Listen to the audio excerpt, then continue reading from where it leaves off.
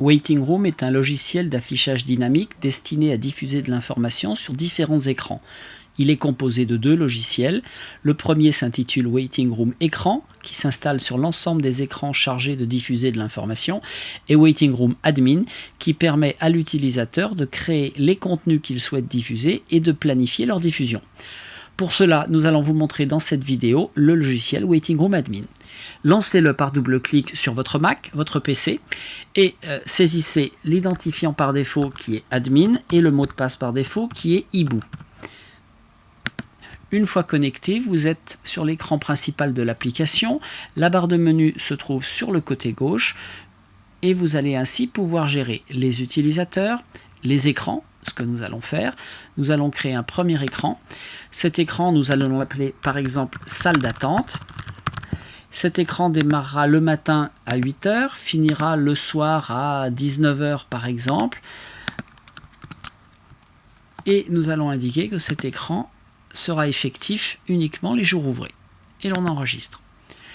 Nous pouvons ainsi créer autant d'écrans que nous le souhaitons. Ensuite, nous allons pouvoir créer la bibliothèque et les listes de diffusion.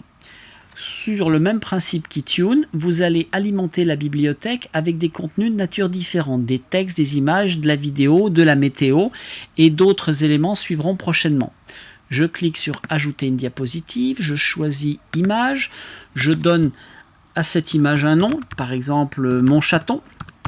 Cette image, je souhaite qu'elle reste présente à l'écran pendant, on va dire 4 minutes, et je vais tout simplement par glisser-déposer, poser l'image directement depuis mon ordinateur dans cette zone.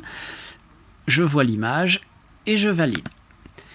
L'image a été enregistrée et maintenant je peux la retrouver directement dans ma bibliothèque. Une fois que j'ai fait cette opération, je vais créer des listes de diffusion. Je vais en créer une ici, que je vais appeler semaine, par exemple. Et cette liste de diffusion semaine, lorsqu'elle est créée, je vais y placer à l'intérieur toutes les informations que je souhaite. Et ces informations vont provenir de la bibliothèque. Pour cela, je prends les contenus de la bibliothèque et je les place par glisser-déposer. La photo, une info météo sur la ville de Saint-Félicien, une vidéo sur la façon de se brosser les dents, etc., etc. Une fois que cela est terminé, je clique sur valider et la liste de diffusion est enregistrée. Elle apparaît dans la liste des listes de diffusion. Je vais pouvoir de la même façon créer des bandeaux sonores. Un premier bandeau a été créé ici. Je vais procéder de la même façon. Ajouter un bandeau sonore, je lui donne un nom, je glisse le bandeau sonore et je clique sur valider. De la même façon, je vais pouvoir créer des bandeaux d'information. Pour cela, je clique sur bandeau d'information, j'ajoute un bandeau, par exemple alerte incendie. Sortez tranquillement, on l'espère. Je valide, le bandeau a été ajouté. Et maintenant, une fois que j'ai créé mes listes de diffusion, mes bandes sonores et mes bandeaux d'information, je vais pouvoir planifier la diffusion de ces 3 éléments. Je clique pour cela sur planification. Je vois ici la liste de tous les écrans que j'ai créés. Je n'ai qu'un écran ici qui s'appelle salle d'attente. Et là, je vais créer la planification de ma salle d'attente. Je rappelle que l'écran salle d'attente démarre le matin à 8 h et se termine le soir à 19 h. Et je vais choisir que le mardi 7 juillet, la liste de diffusion commence à 9 h et se termine à midi. Lorsque je relâche, je vois apparaître un écran qui va me permettre de choisir ce que je veux diffuser.